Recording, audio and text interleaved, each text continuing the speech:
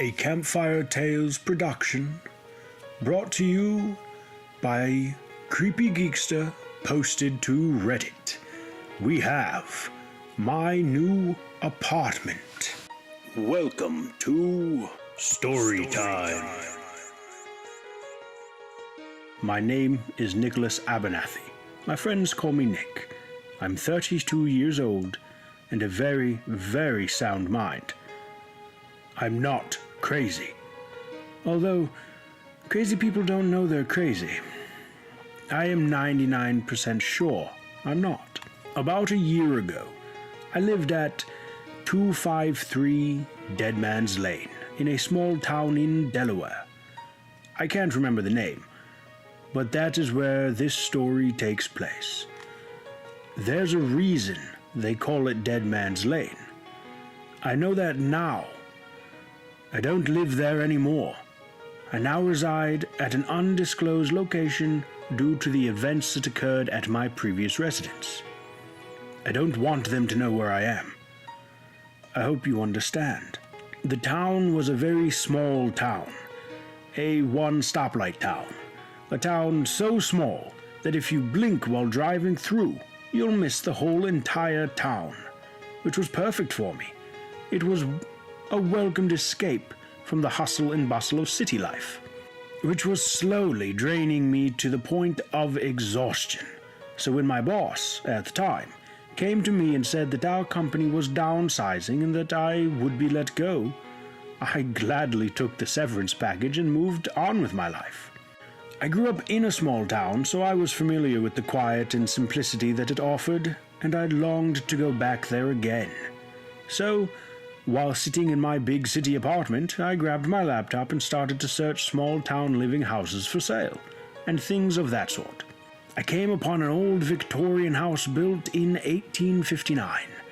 It was beautiful, dark blue with gray trim, 2 floors, balcony, front porch, and a very small room at the top of the house, with an octagon-shaped window in it.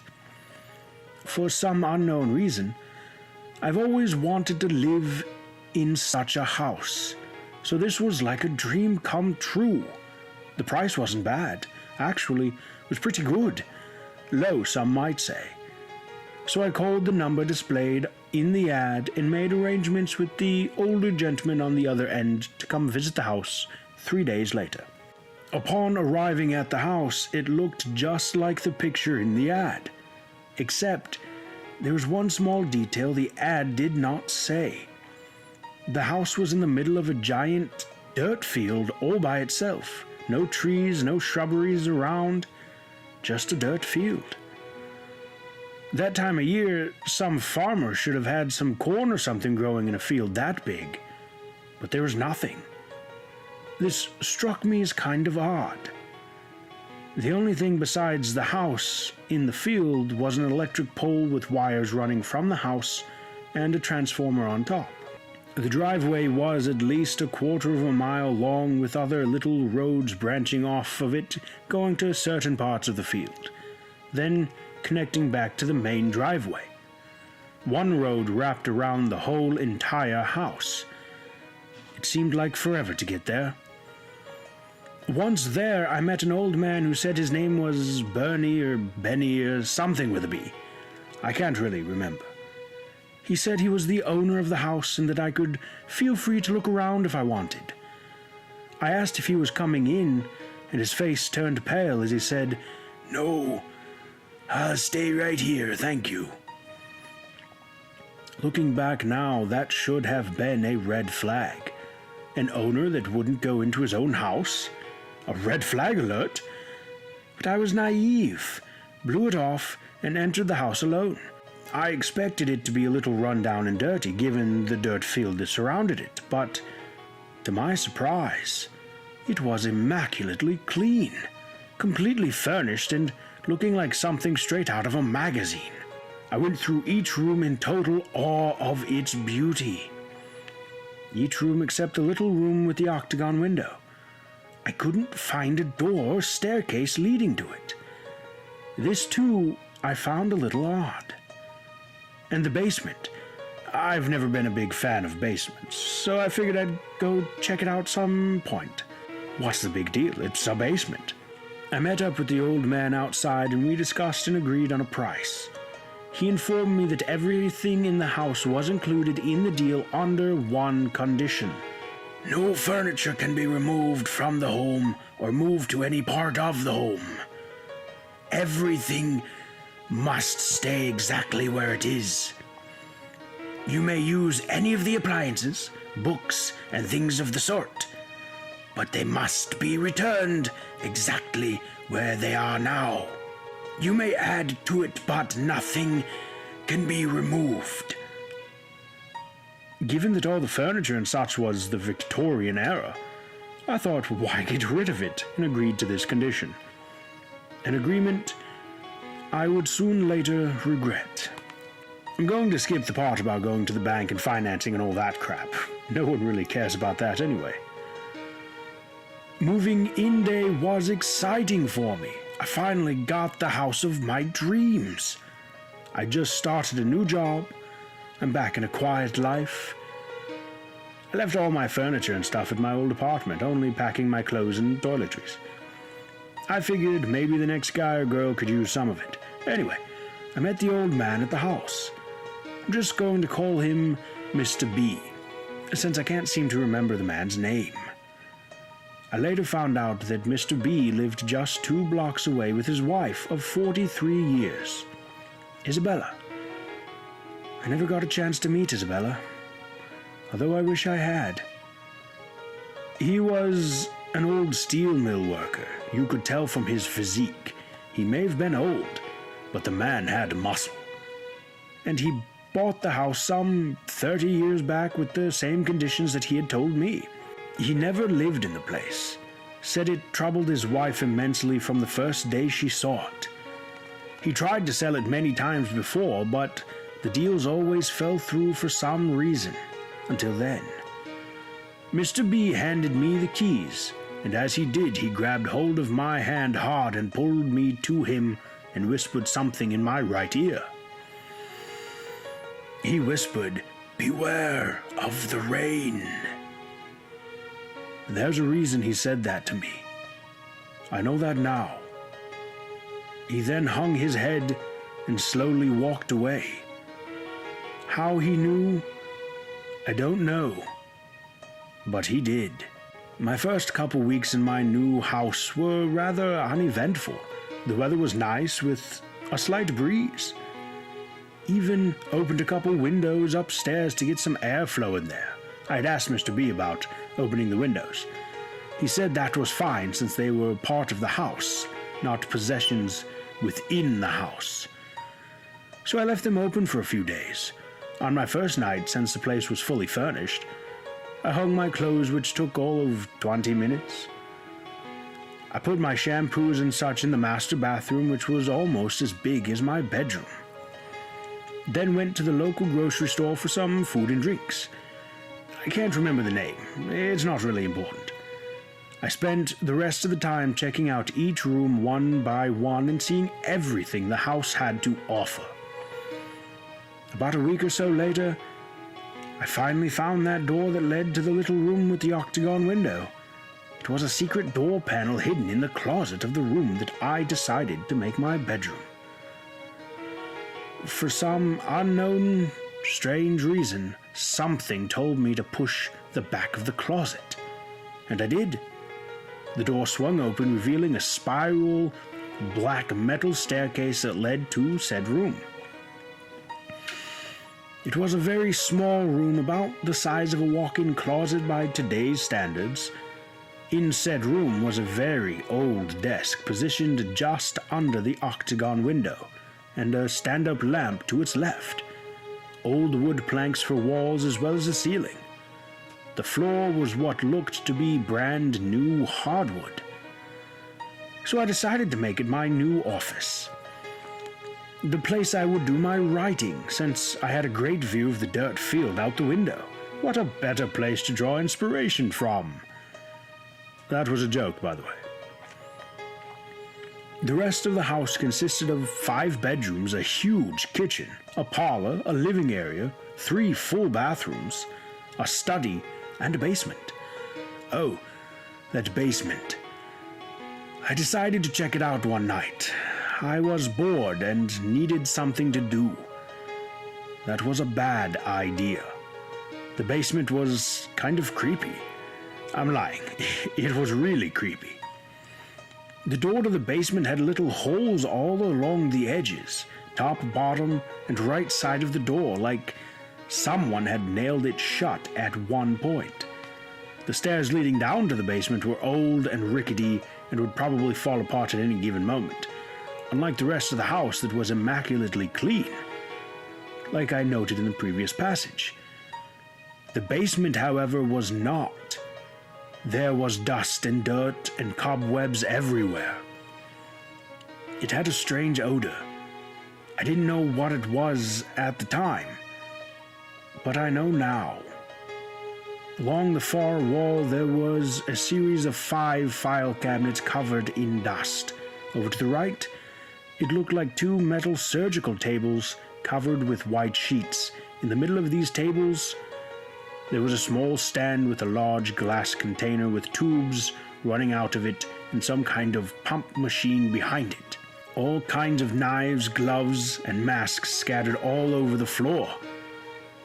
It looked like no one had been down here for ages. I ran up the stairs as quickly as I could, shut the basement door, and never went down there again. What was that place? About a month or so went by. All this time, I couldn't get what Mr. B whispered to me on that day I moved in out of my head. So every morning while drinking my coffee, I really miss coffee. Anyway, I would check the weather app on my phone to see the conditions for the day. On that day, it was going to be partly cloudy with a 60% chance of rain.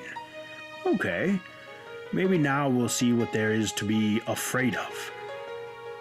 Just like the app said, it started to rain about 4 p.m. It didn't last long, but that's how it all started. I was in my office. The rain started to fall almost as soon as it did. I started to hear music. Not today's music, but orchestra music, big band music. I didn't have a radio up there. I'm in the middle of a field, so it couldn't be a car. I started to get concerned. Where was it coming from? I walked down the spiral staircase to my room, still hearing it play. I walked into the hallway and to the room across from mine. As soon as I put my hand on the doorknob, it stopped, and the rain did too. It was weird, I thought. Must have been my imagination, the rain hitting the gutters somehow making the acoustic sounds of music in the house. Something. There had to be a reason. After a while, I stopped thinking about it. It went on with my night. A few days later, I ran into Mr. B at the hardware store. I told him about what had happened. He didn't seem surprised. He just said, "I tried to tell you." And he left. The day that changed my life forever happened about 2 weeks later. I was at work. I had taken an assistant manager position at a local department store. The pay wasn't as good as my previous job, but it wasn't as stressful either. During my shift, this guy came up to me out of nowhere and asked, "You own the old Bennett place out on Dead Man's Lane, don't you?" I was reluctant to answer, but finally said, yes I do. He was a big guy, biker type, 50-ish, with long gray hair and tats. And he said, "You're braver than I am. I wouldn't go near that place. I hope you found Jesus. You're gonna need him." The ride home that day was unsettling.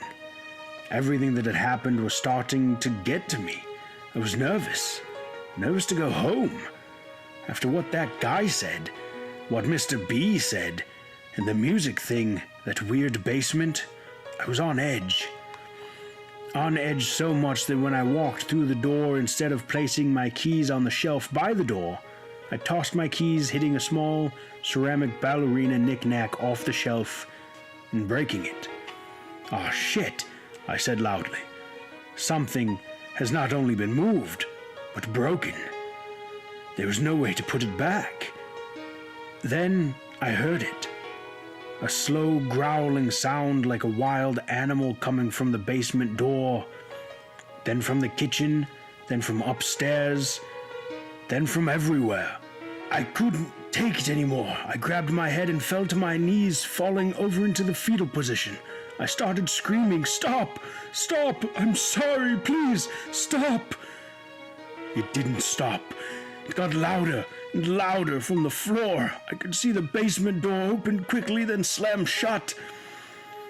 All the doors were doing it now, except the front door. That remained closed.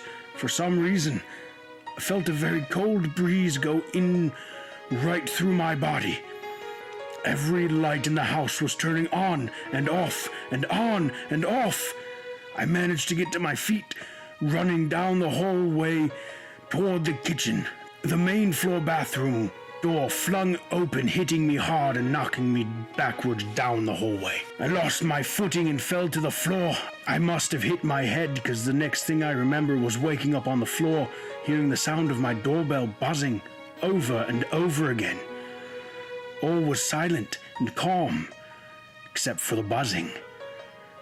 The buzzing soon turned to loud pounding upon the front door. I pulled myself together, standing to answer the door, when I heard, "Nick, Nick, I know you're in there, Nicholas.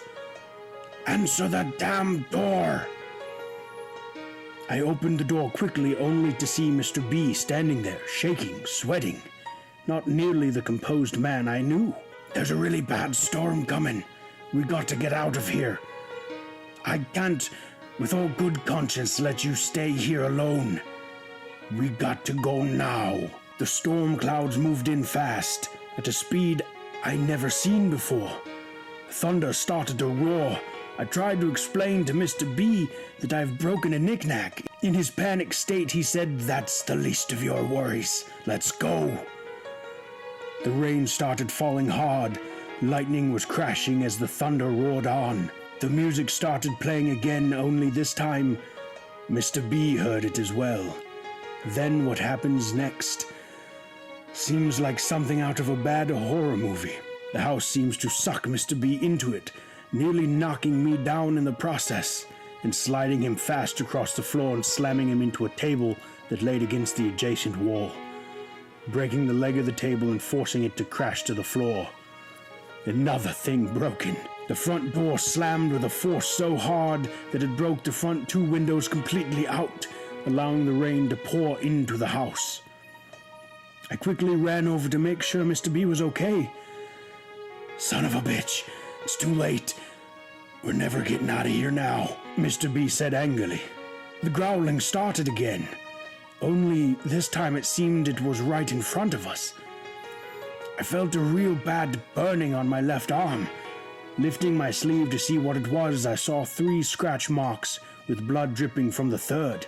Mr. B grabbed hold of his neck. After lifting his hand, I noticed the same 3 scratches, only this time, all of them were bleeding. Bleeding bad. "The house is coming alive!" he screamed. "Upstairs! We must get upstairs!" A lightning bolt hit the electric pole outside, causing the house to go black. Now, in total darkness, hearing that music, hearing that growling, and both of us bleeding, I quickly pulled out my phone to turn on the light so we could at least see by that. Mr. B's phone was broke in the crash.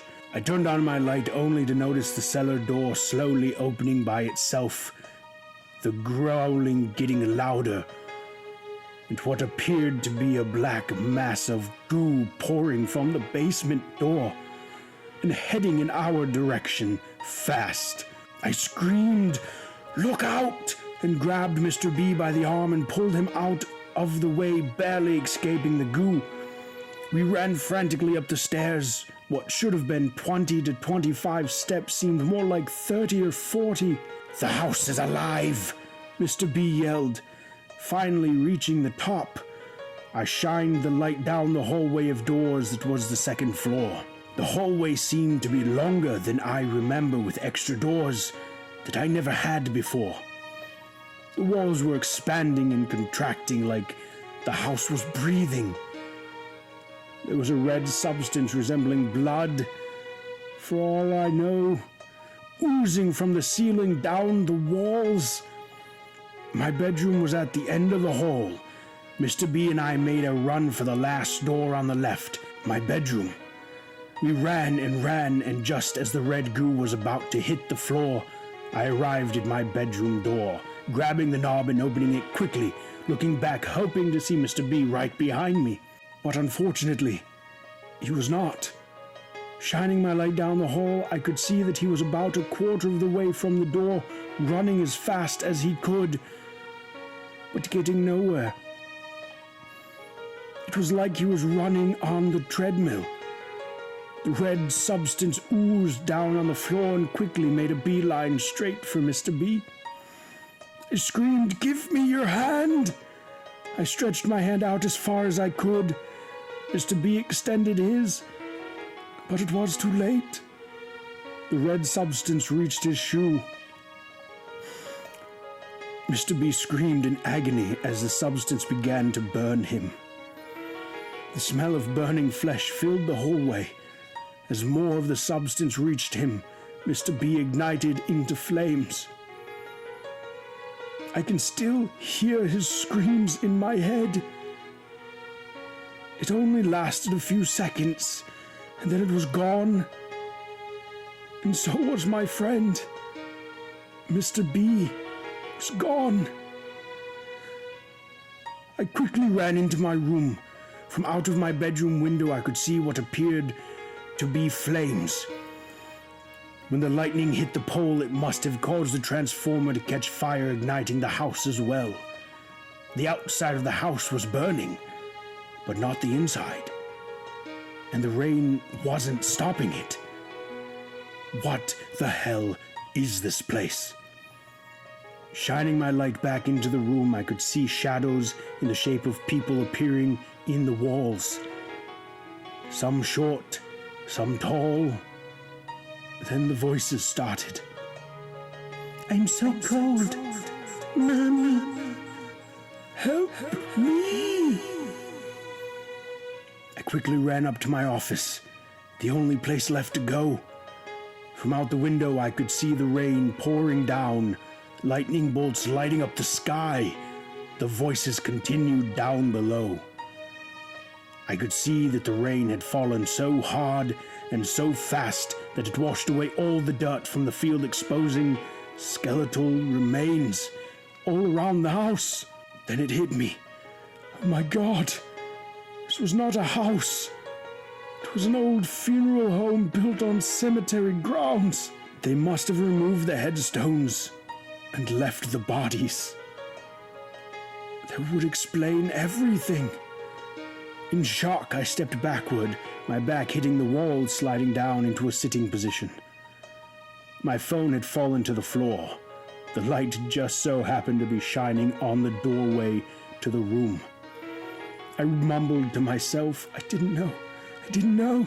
Out of the corner of my eye, I could see a black mass in the shape of a person, crawling through the doorway and over to me.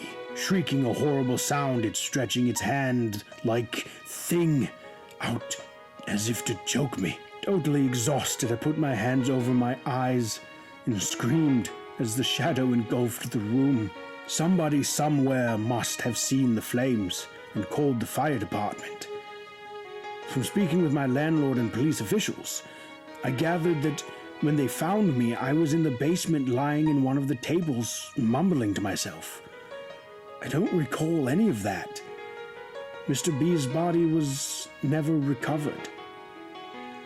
I had told this story to the police and some guy dressed like Judge Judy, and they all looked at me like I was crazy. I am not crazy. I like my new apartment. It's kind of small, like a studio apartment. I got a bed and a dresser, a nightstand, and a lamp. Best of all, the rent is free. I don't have to work anymore. My neighbors are nice, a little quirky if you ask me, but nice nonetheless. There's a TV that we share in the living room, a game room where we gather and play cards and ping pong and games of that sort. I have my own bathroom, which is nice. Food is included. It's mostly just mush, but it's still food. Security here is tight. There are cameras everywhere, and there are rules. If you break those rules, the landlord will move you to a much smaller apartment with no windows, but gives you this very cool jacket to wear that lets you hug yourself. I like that jacket. There are a bunch of nice ladies that come by every day giving us little white pieces of candy. Sometimes they're different colors, but mostly white. Sometimes they even come at night. Oh, I gotta go now. It's bedtime. I'm excited. Tomorrow we go outside. Good night. I hope you enjoyed that story. And don't forget to like, comment, and subscribe. And the link to the story will be posted in the description, as well as my Twitter information, so you can always contact me. And don't forget to check out my new channel, Gaming by the Campfire. We'll be posting regularly, definitely on Mondays, and hopefully on Wednesdays, but it all depends on how long it takes me to play the game. But there will be regular posts. The first one is in fact up, with Emily Wants to Play Part 1. Until next time, my dear friends, fare thee well.